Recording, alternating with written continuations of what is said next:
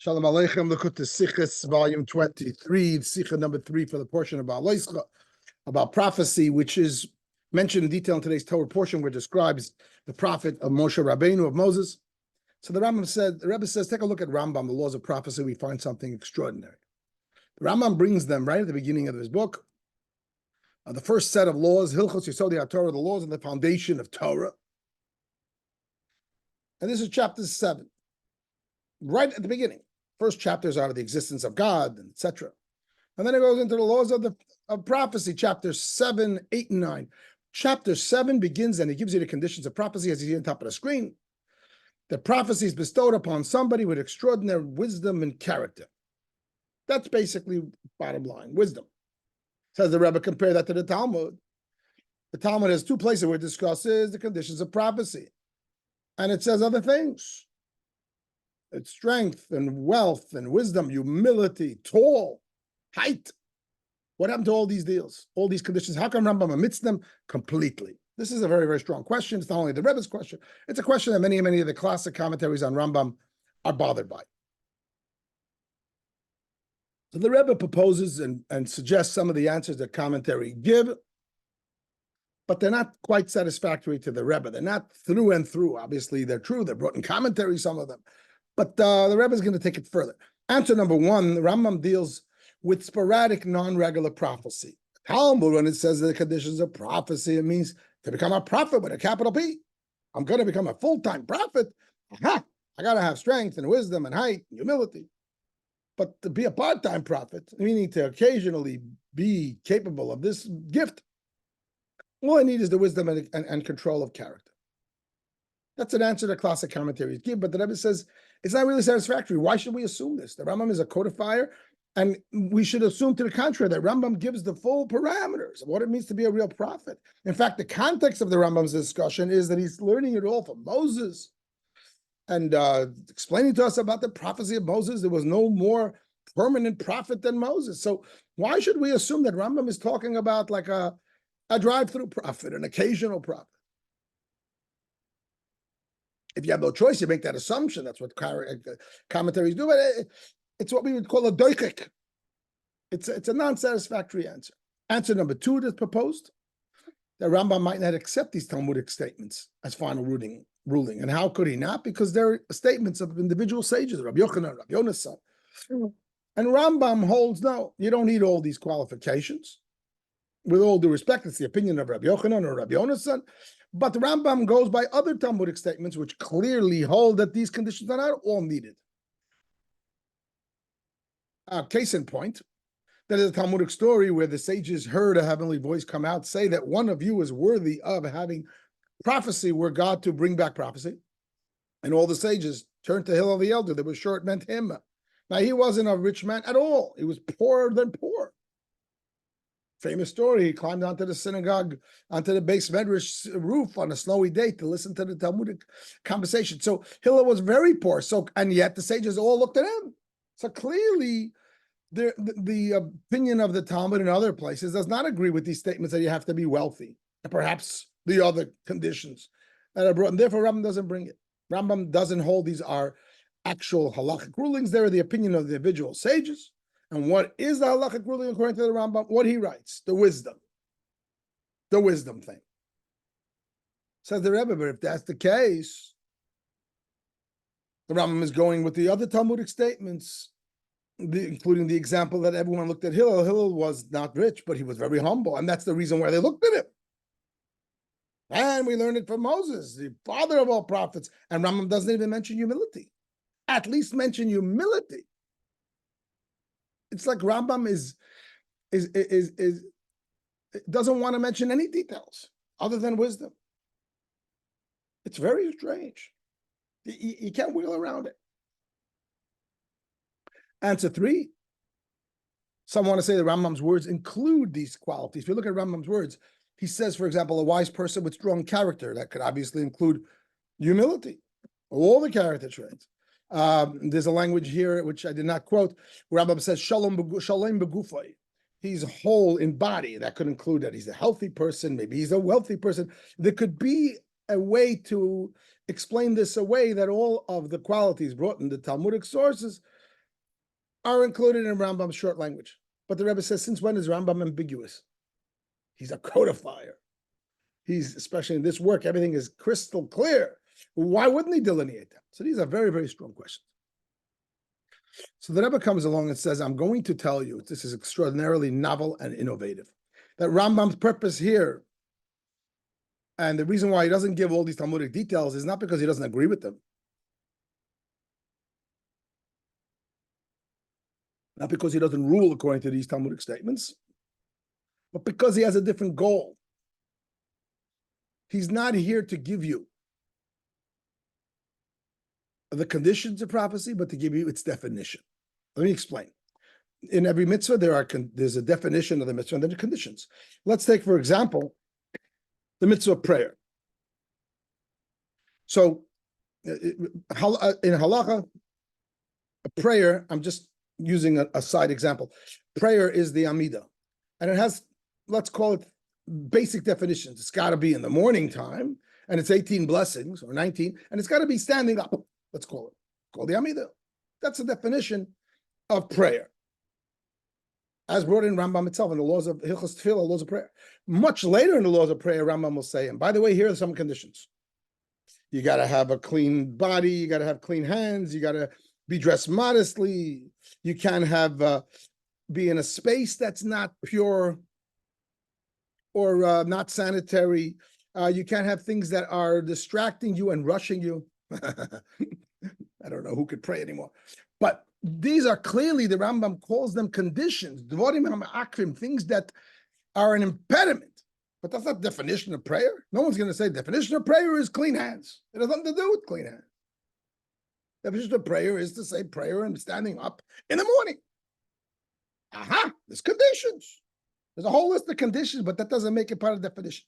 So the Rebbe says, number one, when Rambam's first chapter, when he discusses prophecy, he tells you its definition. It may require all these conditions, as the Talmud says, strength, wisdom, humility, of course. But that's not what Rambam is here to do. He's here to give you its definition. The definition is wisdom. You're a wise man, a wise person, and you're able to comprehend Hashem. That's the definition of prophecy. And the Rabbi explains it if you read the Sicha carefully and in the footnotes. Because you see, otherwise, what's Rambam's purpose? Rambam is not putting in his book all of Torah information. Everything that says the Talmud is true and everything else. Rambam is not like some Wikipedia on Talmudic knowledge. Rambam is this particular work of Rambam is laws. Halachos, laws that every person needs to know. Why would I need to know the laws of prophecy? Take a step back. Why do I need to know the laws of prophecy? I'm not a prophet. So one might think there's two possibilities why I might need the laws of prophecy. Number one is maybe I want to know how to become a prophet. The Rebbe rules that out. If that were the case, the Rambam would quote all the conditions from the Talmud. The Rebbe rules it out and clearly writes in footnotes, it's not something for most people. It's not. It is something that you have to be gifted for, a special soul, like we would call in Chassidus, a tzaddik means a special soul. Not everybody is going to go, we're not going to make a book how to become a tzaddik. We're not going to have a law how to become a prophet because it's not in the cards for 99.99% of Jews. So why would it be in the book of Allah? The other reason why you would need a laws of prophecy is to tell us, mortal folk, how to identify the prophet and that we must follow the prophet. That's in Rambam in chapter 8 and 9, the following two chapters, in great detail. But chapter 7, the first, let's call it the main introduction of prophecy, is a whole very wordy narrative, which is not telling us the mitzvah of listening to the prophet. It's talking about prophecy's very definition. Says the Rebbe, here it is a different goal completely. And that is to explain to us the concept, a fundamental concept that the human mind is capable of knowing God. And the prophet is a prime example of it. The Rebbe says, let's take a look at the more details of the Rambam's statement.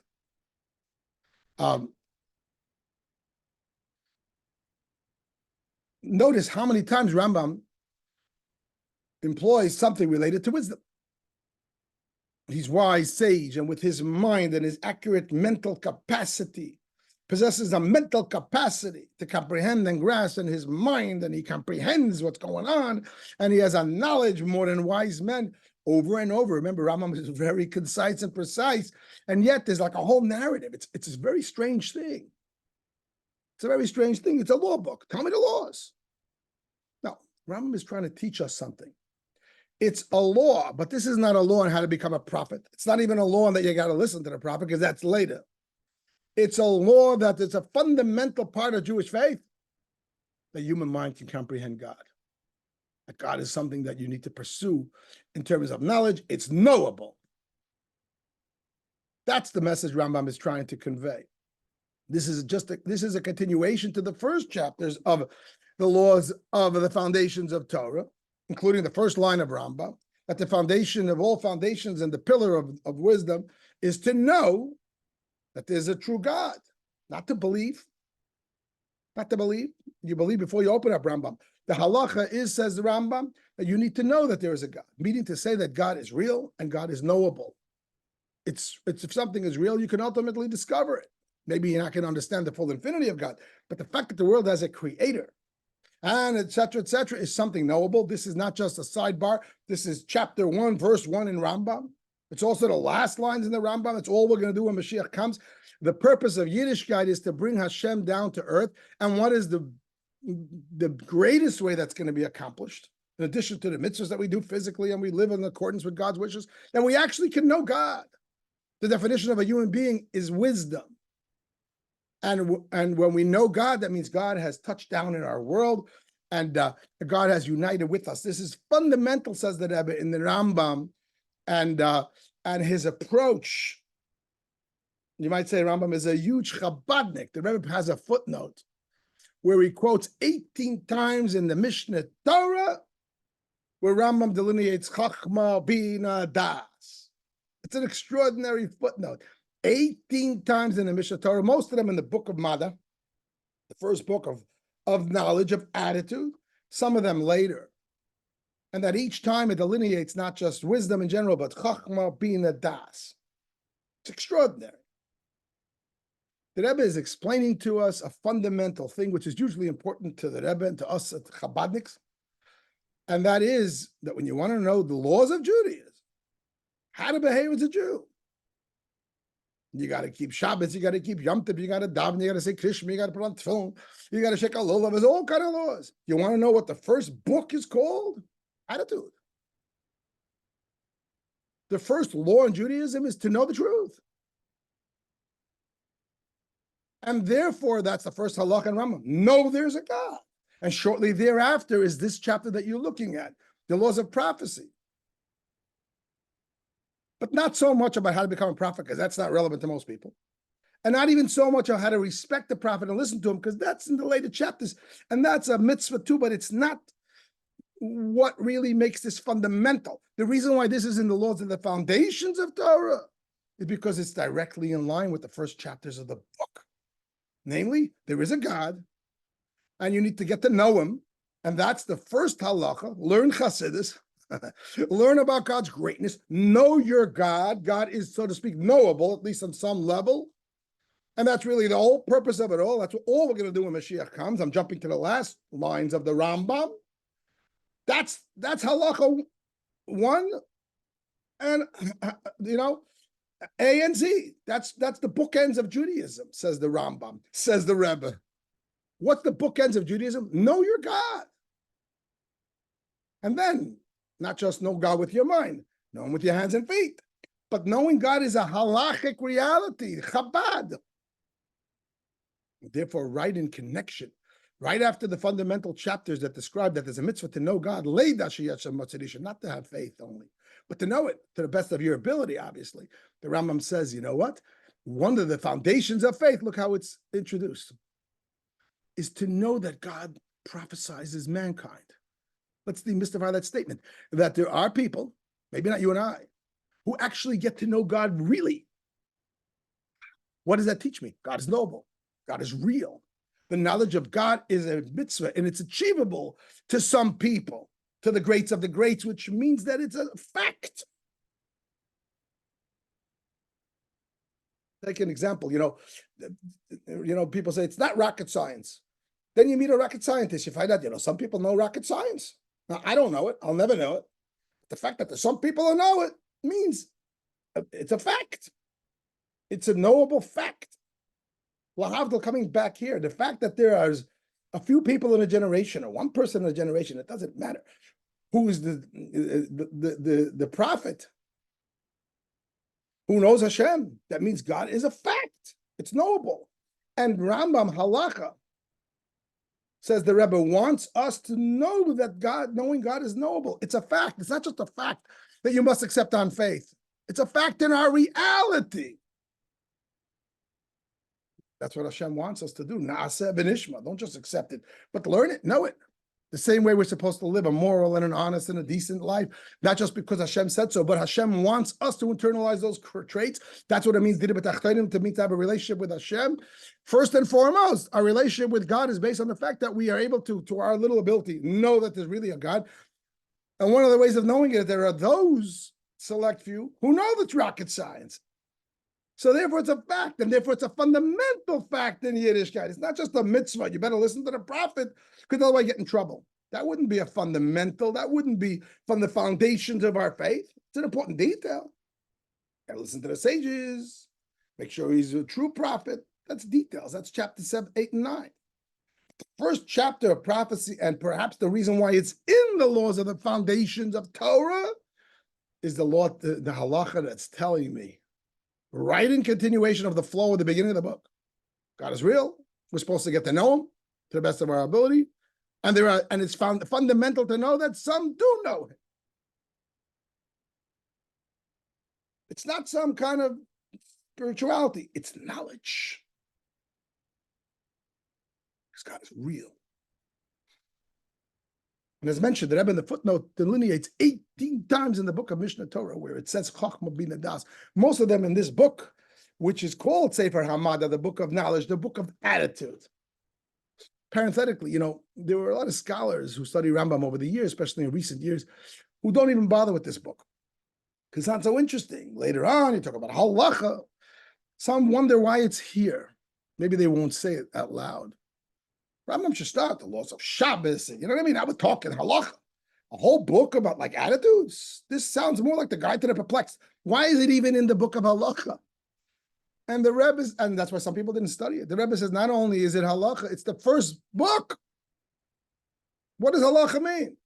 To live in accordance to the rules of Hashem. What's the rules of Hashem? To follow him in your behavior. The first rule, follow him with your mind, because the mind controls the person. Don't just say, I'm not going to think about God because I don't want to get into trouble. I got to listen to him, I'll do it.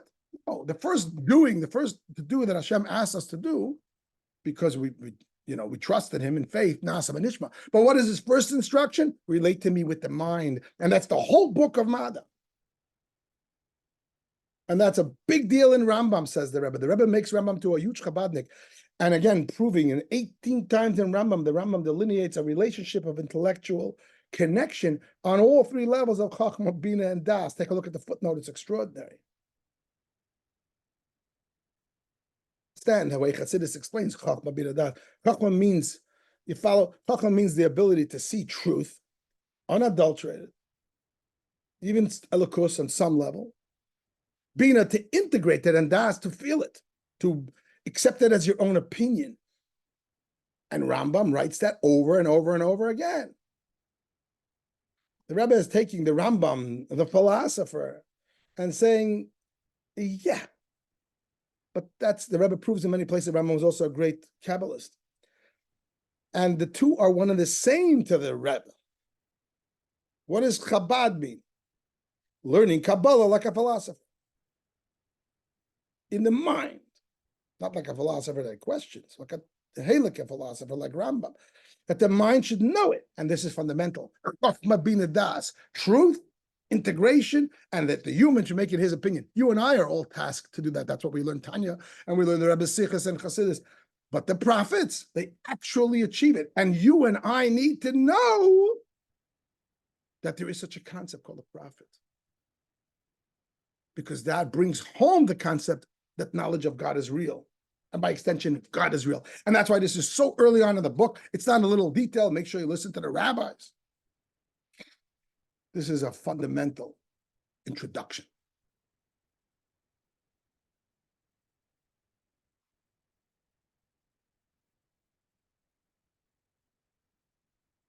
I want to just point out that there's a sister Sicha to this. There are a few, but there's a sister Sicha to this that comes to mind in Parshas Noach in volume 15, where the Rebbe quotes there the Rambam, who has also a similar long narrative in the laws of idolatry. And it's all about history. It's an entire chapter. That's a history lesson. There was a man named Abraham, and everybody's worshiping idols, and he's worshiping with them, and et cetera, et cetera. And then he discovered and he looked up in the heavens. A whole story. And the Rebbe asked there a similar question to hear. Rambam is not a history book. Again, those who don't have real respect for the Rambam, that he says what he means and means what he says, they say, yeah, this is the book of Mada. Rambam had to throw in his philosophy. Chas v'sholom. This is a book of halakha. The Rambam says it clearly. Even the Rambam's philosophy books are holy of holies. But this is a book where he says in an introduction, halachos, halachos. This is my code. And you want to know what the first book of halacha is? Your attitude. And you want to know what's the first thing to know about the law of idolatry? And later details, he says the law is don't bow down, don't pour wine, don't bring incense. I'll give you the details. But the first chapter, I believe exclusively, is about the unknowing that the prohibition of idolatry is that you need to understand that it's impossible to be anything but Hashem. In the language of us Hasidim. Not that you got to say the words and don't bow down, because otherwise you're afraid you can get hit by a lightning. No, you need to understand and study until your mind is convinced of the truth. Chachma bina das. That my opinion says the same way I'm not going to walk in front of a truck. It's impossible that there's another God, and it is impossible that there's another true being. That is a requirement in the laws of idolatry, says the Rebbe. It's an extraordinary Sicha that mirrors this. And therefore the Rambam over there is wordy in an entire chapter. All the other nitty-gritty details he leaves for the next chapters. We'll deal with the details. Don't bow, don't that's not what it's really about. The essence of it. Its definition is Chabad. Know the truth. In that case, that there's only one God. In that case, that truth of that one God is knowable. And proof is that prophets, people know it. Here too, we'll get to the details in the later chapters. Listen to the prophet. He doesn't have to make miracles. He doesn't have to make miracles, all the details. But those are the details that follow. That's not the definition. As to the Talmudic details that Rambam completely omits, because that's not relevant to halacha at all. You and I are not expected to try to become prophets. If you find yourself trying to become a prophet, you probably have a problem. It's not for most people. It's like we don't try to become a tzaddik. And therefore, those details are not even in the book of laws. Because Rambam is clearly stating this is halachos, halachos. This is extraordinarily novel. And I hope I brought it out clearly.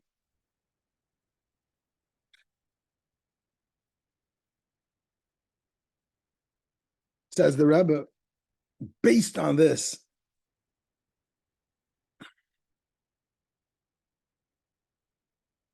and now we understand that Rambam is trying to bring out this one main point, which is that prophecy is about wisdom. And why? Because that's why we need to know about it. We need to know about it not to become prophets, but to understand this truth that Hashem is knowable. We'll understand two very important things. First, we'll understand why it says right in the first line that this is one of the foundations of our faith. Not everything in Judaism is a foundation of faith. It's not a foundation of faith to know that you have to eat matzah on Pesach. It's one of the mitzvahs of Torah, and you need to believe in it. If you don't, you're a heretic. But it's not a foundation of faith. It's not one of the things upon which the religion is built. It's a foundation of faith that there's prophecy. Notice he doesn't say it's a foundation of faith that you got to listen to the prophet. This is not a utilitarian thing. That's later. That's chapters 8 and 9. But chapter 7, the first introduction, is a foundation of faith. Why? Same way it's a foundation of Torah. The first line of Rambam. The same word, Yisod HaYisodos. It's a foundation that God is true and God is knowable. That's what we're talking. That's why this is in the book of Allah. To teach us that there's really a God. To teach us that we have to learn Chassidus. And to teach us that there are those who really know God. Foundation of faith. God is real. It's another way of saying it's foundation of faith that God is real. And we need to know. It's a pasuk in Devarim. And when Mashiach comes, that's all we're going to do. That's all we're going to do. Which means that's the purpose of creation. Even the Goyim, that Rebbe says, Lahavdil, are going to just pursue the knowledge of God as much as humanly possible. Because that's why we're here. The whole creation is here to be a home for Hashem. Not just with our black straps on our arms and candlesticks on our table, the kepi. And when we finally bring Hashem down and we remove all the Yetzer Hara and the negativity, that's all we're going to do. Because that's all there is Hashem. And we have the mitzvah to know him. Because that's the human condition, knowledge. So that explains why it's called the foundation of faith. Very strong language. The other thing it explains is the following. If you look at the 13 principles of Rambam, the 13 animamins, you'll notice that this concept that God, the principle of the 13 principles of faith, again, these are the principles, is number 6. It comes before the divine origin of Torah, the belief in the divine origin of Torah. Now, this is curious because Sefer Ikrim, for example, another sage, another work that delineates the principles of Torah, does not even consider prophecy one of the principles, because he sees prophecy as a derivative of the belief in the origin of Torah. There's a principle to believe in the divine origin of Torah, and as a detail of that, and therefore you have to believe in the prophets, because how else would we know the truth of Torah? How would we know what to believe and what not to believe? We need the prophecy of Moshe and the Chachamim and the subsequent sages, because we need to know Torah, and that's the purpose of prophecy, arguably, on the utilitarian level, that's true. And therefore, the Sefer Hirkim doesn't even include prophecy as one of the principles. It's only a offshoot of the principle that Torah is divine origin. Rambam does include it as a principle. Not only that, he puts it before the belief in the origin of Torah. Like, why do I need to know the importance of who's a prophet and what's a prophet before I even know that Torah is from God? If the whole idea of prophecy is just a utility to tell me that I should follow Torah and who's going to teach me the truths of Torah. So at least switch 6 and 8. Says the Rebbe, no. According to the aforementioned, the real essence of prophecy is before even knowing the divine origin of Torah. There's a secondary thing of prophecy, as we said, which in the Rambam's Book of Laws is brought in chapters 8 and 9. There's going to be people that are going to tell you what to do. You better listen. That's how Hashem communicates the truth of Torah. But that's more of a utilitarian thing, and that's not one of the fundamental principles. The reason why prophecy gets onto this list is because prophecy, so to speak, comes before Torah. Prophecy is about knowing that God exists. The same way that the first of 4 principles, 5 principles, that there's a God and that's the only one to worship. As extension of that, it's a mitzvah to know that there are those who actually know God, and therefore God is real. You can even see it. Look at the tzaddik. Then it comes Torah. This is before Torah. This is God. This is fantastic. This is all novel. And the Rebbe makes a case that is airtight.